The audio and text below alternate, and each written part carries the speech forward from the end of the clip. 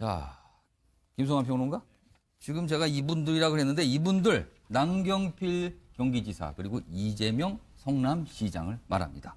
바른정당 소속이고 한 분은 더불어민주당 소속인데 그동안 참 설전을 자주 벌였는데 이번에도 또 SNS상으로 뜨거운 열전을 벌이고 있다고 하는데 무슨 일입니까? 이거는? 두 분은 조금 좀 잊힐만 하면 한 번씩 설전을 벌이시는 예. 거 아닐까 뭐 그런 생각이 드는데요. 뭐 일전에도 이제 벌였다고 말씀하셨는데 적폐청산 문제 가지고도 SNS 설전 벌이고 예. 그리고 지금 이제 청년 그 배당 문제 가지고도 갖고도 또 한 그거 번 가지고 또 뭐 소송까지 할 정도로 예, 굉장히 거칠게 이제 서로 간에 설전을 벌였는데 이번에는 이제 국회 예산안 통과할 때 예. 그때 무안공항을 KTX가 경유하는 예산이 배정이 됐잖아요. 예. 이번에 그걸 두고 남경필 지사가 문재인 정부가 거꾸로 가고 있다. 이렇게 SNS에서 비판을 한 거예요.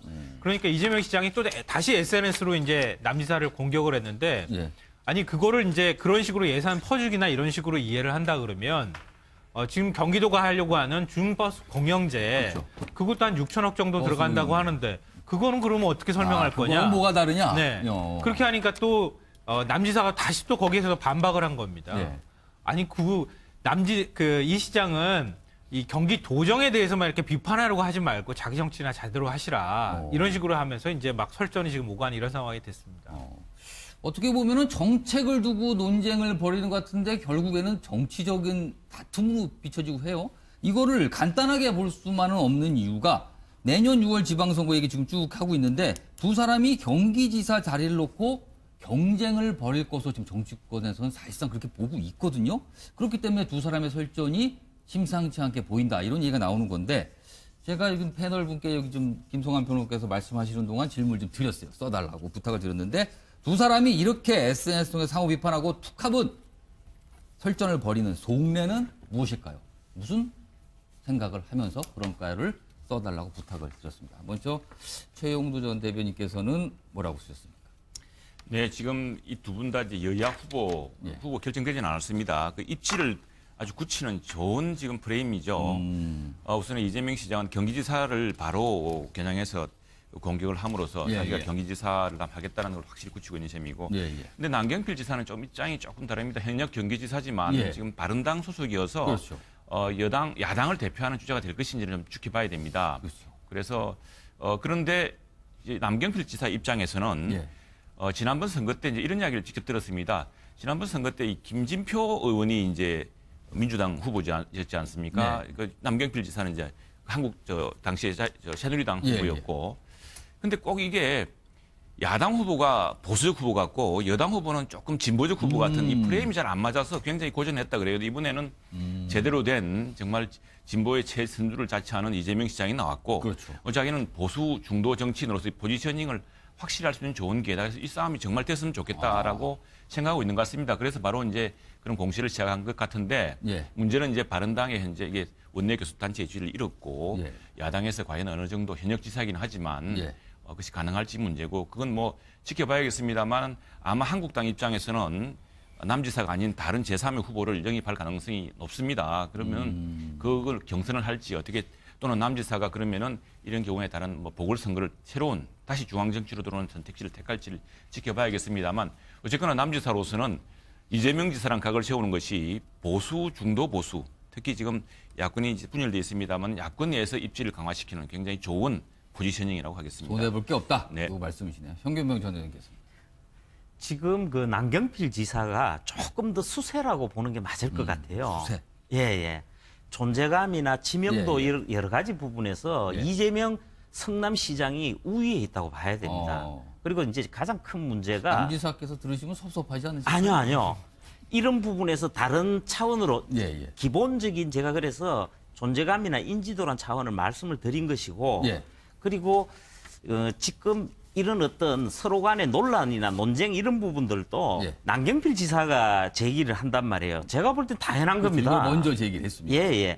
그래서 도민에 대해서도 존재감도 필요하고 어떤 큰 정치 쟁점으로 될 수 있다면 좋습니다. 그래서 이번에는 문재인 대통령 정부를 정면으로 공격을 했단 말이에요. 그렇게 해서 포괄적인 전국적인 차원에서의 입지를 통해서 도민으로 접근을 하는 건데 사실은 여기에는 자유한국당에 보내는 메시지도 중요합니다. 자유한국당에서 다른 후보를 냈을 경우에 본선에서 너무 어렵단 말이에요. 그래서 나중에 겹칠 가능성이 많죠. 그렇게 된다면. 예. 나중에 이제 어떤 그 후보 연대 뭐 이런 차원이나 진행을 하겠습니다만은 그런 차원에서 유리한 입지에 서기 위한 작업인 것이고 그리고 이재명 성남시장 입장에서는 또 이게 안 반가울 리가 없어요. 왜 그러냐면은 항상 이렇게 TV 나오는 걸 좋아하는 분인데다가 그리고 그리고 무엇보다 그 이런 논쟁을 통해서 사실은 이번 경기지사가 될 때 제일 중요한 게 문재인 대통령하고 친문 그 입장이거든요. 그러네요. 아니 마침 남경필 지사가 경기도 문제가 아니라 중앙정부의 문제를 그리고 다뤘어요. 이것도 핵심 중점 사업을 건드렸기 때문에 이 부분을 본인이 굉장히 좋은 말을 대통령을 옹호하는 발언을 하지 않습니까? 그렇게 해서 문재인 대통령이라든지 당 또 그리고 그 핵심 그 친문이라고 하는 핵심 지지층 이런 분들에게 대해서 기반을 다지는 기회로 활용할 수 있죠. 그렇게 되네요. 두 분 다 뭐 별다르게 손해볼 건 없어 보이는다고 이제 분석이 되는 거네요, 지금. 알겠습니다. 자, 현근택 부대님께서는 어떻게 분석하셨습니까? 저도 이제 두 분 의견하고 거의 유사합니다. 그래서 저는 이제 누이 좋고 매부 좋고라고 썼는데요. 다 좋다. 네, 왜냐하면 두 분이 사실은 넘어야 될 산이 있습니다. 이재명 시장 같은 경우에는 넘어야 될 산이 경선입니다. 경선. 당내 경선이 지금 여론조사는 굉장히 앞서는으로 나오지만 당원들이라든지 아니면 뭐 당 그 지지자들 사이에서는 전해철 그 도위원장도 또 만만치 않은 경쟁력을 갖고 있습니다. 아까 말씀드린 뭐 친문이라든지 이런 분들도 마찬가지고요. 그럼 경선에서 과연 이재명 시장이 확실하게 100% 승선할 수 있느냐? 현재 어쨌든 도당 위원장들이 공천권이라는 이런 걸 갖고 있고 현재 또 평가 작업이 진행 중입니다. 그래서 대부분 뭐 기초단체장 출마 예상자들이라든지 시도의원 출마 예상자들은 대부분 현재 어떤 도당 위원장의 눈치를 안 볼 수가 없는 상황이고요. 그렇게 본다 그러면 이재명 시장 입장에서는 경선을 넘는 과정에서 바로 지금 남경필 지사하고 붙는다라 그러면 어떤 후보 입지를 굉장히 강화하는 거거든요. 붙는다는 것이고요. 남경필 지사 입장에서도 입지가 좀 불안합니다. 복당 문제라든지 자유한국당과의 관계 문제를 풀어야 되는데요. 지난번에 홍준표 대표가 저 관계선에 왔을 때 집 나갔다, 뭐 배신자다 이런 얘기를 했었거든요. 절대 안 주겠다 이런 뉘앙스를 이제 비쳤는데 그렇게 본다 그러면 남경필 지사 입장에서도 그렇던 야당을 대표하는 후보로서의 입지를 강화할 수 있기 때문에 두 분이 계속 어쨌든 본선에서 붙는 게 목표고 본선에 붙었을 때는 현역이고 그다음에 어쨌든 대권 후보까지 그 예비 후보까지 나갔던 사람이라서 자기들이 다 승리를 장담할 수 있는 입장이기 때문에 본선을 미리 하는 것이고 이런 어떤 논쟁이 가는 것들은 두 분들한테 좋은 거다. 그래서 앞으로도 계속 붙을 것 같습니다. 설전은 받기도 하지만 실제는 내부용, 내부의 입지를 굳히기 위한 용이다. 뭐 이런 분석이 같습니다. 자, 김성환 평론가에서. 네. 저는 뭐 이론의 여지가 없는 것 같습니다. 다 말씀드려 비슷한 것 같고요. 저도 뭐 얘기는 동일합니다. 뭐 우리 이제 예전에 지자체 선거 처음 시작할 때 그때 조순 서울시장 출마했을 때 지방에서도 다 조순시장 뽑아야 될 줄 알았다고 그렇게 얘기하잖아요. 언론에서 조순시장 얘기만 계속 보도를 하니까 이번도 마찬가지인 것 같습니다. 1대1 구도를 만들려고 하는 전략인 것 같고요. 그래서 저희도 보도를 하고 있는데 또 이게 그렇게 되는 겁니까? 그러니까 그렇게 해서 자꾸 주목을 받으면 결국 후보는 둘밖에 안 보이는 거거든요. 그러니까 우리 후보는 뭐 진보든 보수든 여야든 우리가 후보다라고 하는 것들을 계속 강조해 나가는 과정이고 그 설전들이 아마 국민 속에 이미지로 계속 각인이 될 거거든요. 그러니까 우리가 이제 언어를 가지고 얘기를 하지만 그 언어는 머릿속에 기억될 때 이미지로 기억되거든요. 지금 이미지를 각인시키는 작업을 하고 있다. 결국 1대1 싸움을 만들기 위한 전략적인 포석이 깔려있는 논쟁이다 이렇게 봅니다. 알겠습니다. 오늘 이 자리를 마련해 주셔서 대단히 감사합니다. 우리 당이 지금 처해 있는 위치가 보통 심각한 상황이 아닙니다. 한마디로 이제 여름에서 가을이 없는 상태로 바로 겨울이 온 그런 상황입니다. 제가 원내대표가 된다면 저 역시 용감하고 대범하게 행동하겠습니다. 여당과 싸울 때는 이 좌파 독재와 싸울 때는 용감하게 제일 먼저 나와서 싸우겠습니다. 또 무엇을 결정할 때는 대범하게 결정하겠습니다. 제가 보기에는 우리 정책위의장과 우리 초선 의원님들을 비롯해서 많은 분들이 그런 가능성을 가지고 있다. 저는 그렇게 생각하고요. 그런 의미에서는 여러분 모두가 정책위의장 후보고 여러분 모두가 저와 함께 이 어려움을 헤쳐나갈 수 있다. 저는 그렇게 생각하고 있습니다. 당연히 개파가 있다면 청산이 되어야 되는 것이고 당 대표의 사당화 그런 움직임이 현실이 보인다면 단호하게 대처해야 되죠. 지금 우리는 제1야당으로서 문재인 정권의 독단과 전횡에 우리는 맞서 싸워야 합니다. 다음 주 화요일로 예정된 자유한국당의 원내대표 경선 지금 치열하게 벌어지고 있는데 이른바 친홍, 반홍, 중립 후보 중 당선이 됐을 때는 당에는 과연 제1야당인 한국당에는 어떤 일이 벌어질까를 제가 써달라고 부탁을 드렸습니다. 자, 요거는 글쎄요, 현근택 부대변인도 좀 네, 볼까요? 저는 뭐 다른 당 얘기라 좀 죄송합니다만 도찐 개찐이라고 썼습니다. 그래서 지금은 아마 지난번에 예산 정국에서 좀 이렇게 약간 밀렸다고 생각하기 때문에 참고로 도찐 개찐은 표준말은 아닙니다. 알고 있습니다. 도진 개진이 일부러 쓰신 건가요? 이렇게 강조를 하시기 위해서. 네네네. 보통 이렇게 쓰고 있기 때문에요. 예. 그래서 이제 예산 처리 과정에서 좀 아마 이제 물 먹었다고 생각할 텐데요. 예. 그래서 아마 입법 과정에서는 이제 다음 굉장히 강성 얘기를 할 것 같습니다. 하지만 지금 그 자유한국당을 이끄는 거는 이제 홍준표 대표입니다. 예. 지금 대표가 뭐 말 자제령을 내렸지만 본인만 자제하면 되거든요. 다른 분들은 크게 자제 안 해도 되는데. 근데 아마 이게 그 원내대표가 선출되더라도 자기가 좀 뭐 분기를 잡겠다 이렇게 나오고 있거든요. 그렇게 본다 그러면 원내대표가 스스로 아마 뭔가를 하기는 좀 쉽지 않다. 그래서 결국은 1인 체제로 가지 않겠냐라고 보고 있고요.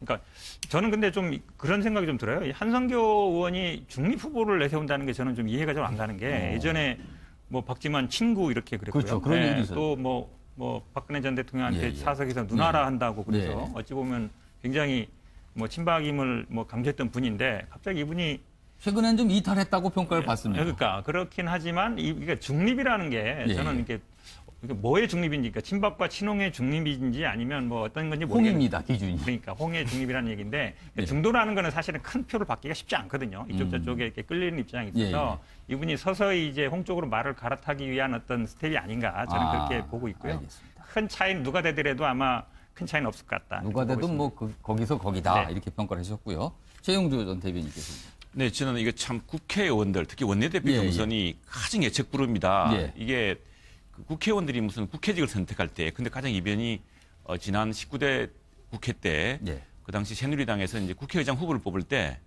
그 당시 당권 뭐 항우여 대표가 당연히 앞설 거라고 생각했습니다. 근데 정의와 의장이 101표, 더블 스코어로 이겼거든요. 굉장한 의외였는데, 그게 뭘까? 그게 국회의원들, 같은 정당이지만 의원들이 가장 어려운 표라고 합니다. 근데 이렇게 선택을 할 때는 다 이유가 있습니다. 의원들이 나름대로 집단지성이 발동하는 그런 기제가 있는 것 같아요. 그래서 이게 지금 편가르기 하면 안 된다. 그럼 통합도 하고 개혁도 하고 그래서 뜻밖의 저는 표가 좀 몰리지 않을까. 이렇게 몰린다. 생각을 하고요. 그래서 대신에 의원들이 통합도 하고 혁신도 하자라는 이런 맨데이트를 강시 줄 것 같고 또 하나는 이 정책위 의장이 또 변수가 됩니다. 뭐 이주영 의원이 지금 한성교 대표한테 오선희 사선한테 좀 대표 졌습니다. 국민 여론조사를 하니까 이 한성교 의원은 굉장히 유명한 애들의 방송인이었습니다. 그렇죠. 뭐 이주영 장관도 유명한 분이지만 방송인에 비길 수 있겠습니까? 근데 이제 됐는데 이 지난번 유승민, 이주영 그때 원내대표 격돌 했을 때 이 정책위 의장이 표를 갈랐다는 이야기가 있습니다. 당시에 홍문종, 원유철 이렇게 갔었거든요. 그래서 이번에도 오히려 정책위 의장이라는 것이 작은 또 다른 변수가 되지 않을까. 그리고 정책위 또 어떻게 보자면 원내대표 입장에서는 또는 의원들 입장에서는 정책위를 중심으로 한 어떤 이슈 플레이가 또 중요하기 때문에 그런 것도 변수가 될 거로 봅니다. 알겠습니다. 현경변 전 의원께서. 뭐 제가 이거 어떻게 드리는 말씀에 대해서 오해는 하지 마시기 바라는데. 저는 절대 오해 안 합니다. 제가 볼 때는 친박 입장에서는 이번 원내대표 선거에서 본인들이 이기면 좋고 저도 아무 상관이 없습니다. 정말 어떻게 보면 내년 지방선거에서 당 차원의 어떤 참패가 더 기대 수준이 아닐까 저는 이렇게 보거든요. 이른바 반홍이라고 부르시는 분들. 그렇게 되면 이제 활로가 열린다고 보는 측면이 있지 않냐는 건데. 근데 사실은 이 국면에서 홍준표 대표나 당권파나 주류적 입장에서 선분들이 잘해야 될 것 같아요. 김성태 후보도 마찬가지인데 이분들이 친홍 대 반홍이나 이런 부분으로 가면 안 돼요. 이 프레임에서 딱 하나 바꿔가지고 친박 대 아니냐 이 부분으로 가야 되는 겁니다. 그렇게 해서 당이 신보수주의라고도 표명을 했습니다만은 예. 명확하게 예. 혁신 개혁을 하겠다는 메시지를 줄 수 있는 예. 그런 차원으로 접근하는 게 아주 필요할 것 같고요. 그리고 아까 말씀하셨습니다만은 이 정책위 의장이 중요합니다. 사실은 지금 홍준표 대표를 중심으로 한 당권파하고 예. 복당파라 그래서 바른정당에 갔다가 다시 돌아온 의원들 하면 한 20명이 넘는단 예, 말이에요. 예. 이걸 합쳤을 때에 이미 상당히 그 유력한 당선권에 가 있습니다. 예, 예, 예. 그런데 여기에서 정책위 의장이 상당한 표를 얹어줄 수가 있습니다. 그래서 그런 차원의 실리까지 더해서 예. 접근을 해야 되는데 그래도 제일 중요한 것은 국민이 일반적으로 자유한국당을 바라보고 있는 정서를 얼마만큼 표현하느냐. 그게 생존의 길일 겁니다. 제가 질문이 좀 어려웠나 봅니다. 이 한국당이 각각 후보가 당선되면 어떻게 될까를 전망을 했는데 그 전망보다 이렇게 전략을 많이 설명을 해주신 것 같아요. 자, 김성환 평론가님. 저도 뭐 전략적인 얘기를 할 수밖에 없을 것 같아요. 질문이 어려웠었군요. 근데 저는 모든 건 당권으로 수렴된다고 생각하는 쪽입니다. 지금 자유한국당을 그 지배하고 있는 어떤 인식, 이거는 아마 그 위기라든가 불안 이런 걸 겁니다. 앞으로 보수는 어떻게 될 것인가 이런 부분일 거라고 생각하거든요. 그러면은 이 보수의 위기를 타개할 만한 사람은 누구 거냐? 과연 누구냐? 홍준표냐? 아니면 또 다른 대안이 있느냐? 이제 이런 건데요. 현재로서는 그렇게 홍준표 대표 외에 특별한 대안이 안 보이는 게 현실입니다. 그럼 내년 선거를 치러야 되는데 원내 그 권력 지형을 달리 가져가면 당대표하고 계속 언제까지 부딪힐 겁니까? 이것도 좀 어려운 문제고요. 단일성 지도 체제를 갖고 있는데 내년 공천권은 여전히 또 당대표한테 사실 있는 거나 마찬가지입니다. 이런 상황에서 국회의원들이, 그러니까 그 소속 의원들이 선택을 할 때 결국 당권이 있는 쪽으로 좀 치우치는 현상들이 나타날 수밖에 없지 않겠는가. 그러다 보면 뭐 당권 쪽에 가까운 뭐 친홍 쪽 후보라고 거론되는 후보 쪽이 현재로서는 좀 유리한 상황이지 않을까. 그러니까 당분간 이런 상황을 외면하기 좀 어려울 거라고 봅니다. 지금 뭐 한 이틀 남았습니다. 이틀 뒤면 결과가 나오니까 오늘 얘기 중에서 어떤 결로 갈지 지켜보도록 하겠습니다. 자, 김성환 평론가? 지금 제가 이분들이라고 했는데 이분들 남경필 경기지사 그리고 이재명 성남시장을 말합니다. 바른정당 소속이고 한 분은 더불어민주당 소속인데 그동안 참 설전을 자주 벌였는데 이번에도 또 SNS상으로 뜨거운 열전을 벌이고 있다고 하는데 무슨 일입니까? 이거는? 두 분은 조금 좀 잊힐만 하면 한 번씩 설전을 벌이시는 거 아닐까 뭐 그런 생각이 드는데요. 뭐 일전에도 이제 벌였다고 말씀하셨는데 적폐청산 문제 가지고도 SNS 설전 벌이고 그리고 지금 이제 청년 그 배당 문제 가지고도 그거 가지고 또 뭐 소송까지 할 정도로 굉장히 거칠게 이제 서로 간에 설전을 벌였는데 이번에는 이제 국회 예산안 통과할 때 그때 무안공항을 KTX가 경유하는 예산이 배정이 됐잖아요. 이번에 그걸 두고 남경필 지사가 문재인 정부가 거꾸로 가고 있다. 이렇게 SNS에서 비판을 한 거예요. 그러니까 이재명 시장이 또 다시 SNS로 이제 남 지사를 공격을 했는데 아니 그거를 이제 그런 식으로 예산 퍼주기나 이런 식으로 이해를 한다 그러면 지금 경기도가 하려고 하는 중버스 공영제 그것도 한 6천억 정도 들어간다고 하는데 그거는 그러면 어떻게 설명할 거냐? 그건 뭐가 다르냐? 네. 그렇게 하니까 또 남지사가 다시 또 거기에서 반박을 한 겁니다. 아니 이 시장은 이 경기 도정에 대해서만 이렇게 비판하려고 하지 말고 자기 정치나 제대로 하시라 이런 식으로 하면서 이제 막 설전이 지금 오가는 이런 상황이 됐. 그리고 지금 이런 어떤 서로 간의 논란이나 논쟁 이런 부분들도 남경필 지사가 제기를 한단 말이에요. 제가 볼 땐 당연한 겁니다. 이거 먼저 제기를 했습니다. 그래서 도민에 대해서도 존재감도 필요하고 어떤 큰 정치 쟁점으로 될 수 있다면 좋습니다. 그래서 이번에는 문재인 대통령 정부를 정면으로 공격을 했단 말이에요. 그렇게 해서 포괄적인 전국적인 차원에서의 입지를 통해서 도민으로 접근을 하는 건데 사실은 여기에는 자유한국당에 보내는 메시지도 중요합니다. 자유한국당에서 다른 후보를 냈을 경우에 본선에서 너무 어렵단 말이에요. 그래서 나중에 겹칠 가능성이 많죠. 그렇게 된다면. 나중에 이제 어떤 그 후보 연대 뭐 이런 차원이나 진행을 하겠습니다만은 그런 차원에서 유리한 입지에 서기 위한 작업인 것이고 그리고 이재명 성남시장 입장에서는 또 이게 안 반가울 리가 없어요. 왜 그러냐면은 항상 이렇게 TV 나오는 걸 좋아하는 분인데다가 그리고 그리고 무엇보다 그 이런 논쟁을 통해서 사실은 이번 경기지사가 될 때 제일 중요한 게 문재인 대통령하고 친문 그 입장이거든요. 아, 그러네요. 아니 마침 남경필 지사가 경기도 문제가 아니라 문재인 중앙정부의 대통령 문제를 그리고 다뤘어요. 어떻게 보면은 정책을 두고 논쟁을 벌이는 것 같은데 결국에는 정치적인 다툼으로 비춰지고 해요. 이거를 간단하게 볼 수만은 없는 이유가 내년 6월 지방선거 얘기 지금 쭉 하고 있는데 두 사람이 경기지사 자리를 놓고 경쟁을 벌일 것으로 지금 정치권에서는 사실상 그렇게 보고 있거든요. 그렇기 때문에 두 사람의 설전이 심상치 않게 보인다. 이런 얘기가 나오는 건데 제가 지금 패널 분께 여기 좀 김성환 평론가께서 말씀하시는 동안 질문을 좀 드렸어요. 써달라고 부탁을 드렸는데 두 사람이 이렇게 SNS 통해 상호 비판하고 툭하면 설전을 벌이는 속내는 무엇일까요? 무슨 생각을 하면서 그런가를 써달라고 부탁을 드렸습니다. 먼저 최용두 전 대변인께서는 뭐라고 쓰셨습니까? 네, 지금 이 두 분 다 이제 여야 후보 결정되지는 않았습니다. 그 입지를 아주 굳히는 좋은 지금 프레임이죠. 우선은 이재명 시장은 경기지사를 바로 겨냥해서 공격을 함으로써 자기가 경기지사를 하겠다는 걸 확실히 굳히고 있는 셈이고. 근데 남경필 지사는 좀 입장이 조금 다릅니다. 현역 경기지사지만 지금 바른당 소속이어서 그렇죠. 야당을 대표하는 주자가 될 것인지를 좀 지켜봐야 됩니다. 그렇죠.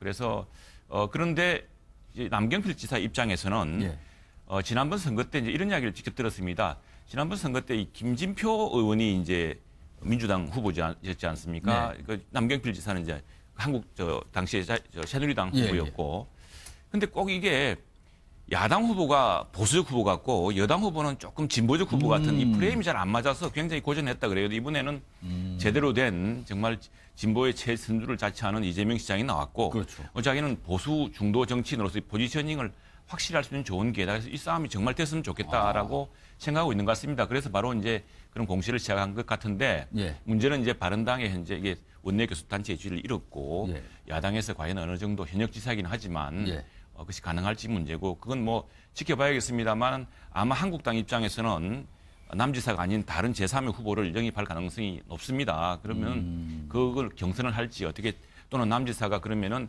이런 경우에 다른 뭐 보궐선거를 새로운 다시 중앙정치로 들어오는 선택지를 택할지를 지켜봐야겠습니다만 어쨌거나 남지사로서는 이재명 지사랑 각을 세우는 것이 보수 중도 보수 특히 지금 야권이 이제 분열되어 있습니다만 야권 내에서 입지를 강화시키는 굉장히 좋은 포지셔닝이라고 하겠습니다. 손해볼 게 없다. 네. 그 말씀이시네요. 현균병 전 의원께서. 지금 그 남경필 지사가 조금 더 수세라고 보는 게 맞을 것 같아요. 수세. 예. 존재감이나 지명도 여러 가지 부분에서 이재명 성남시장이 우위에 있다고 봐야 됩니다. 그리고 이제 가장 큰 문제가 남지사께서 들으시면 섭섭하지 않으실까요? 아니요. 이런 부분에서 다른 차원으로 기본적인 제가 그래서 존재감이나 인지도란 차원을 말씀을 드린 것이고 또 핵심 중점 사업을 건드렸기 때문에 이 부분을 본인이 굉장히 좋은 말을 대통령을 옹호하는 발언을 하지 않습니까? 그렇게 해서 문재인 대통령이라든지 당 또 그리고 그 핵심 그 친문이라고 하는 핵심 지지층 이런 분들에게 대해서 기반을 다지는 기회로 활용할 수 있죠. 그렇게 들려요. 두 분 다 뭐 별다르게 손해볼 건 없어 보이는다고 이제 분석이 되는 거네요, 지금. 알겠습니다.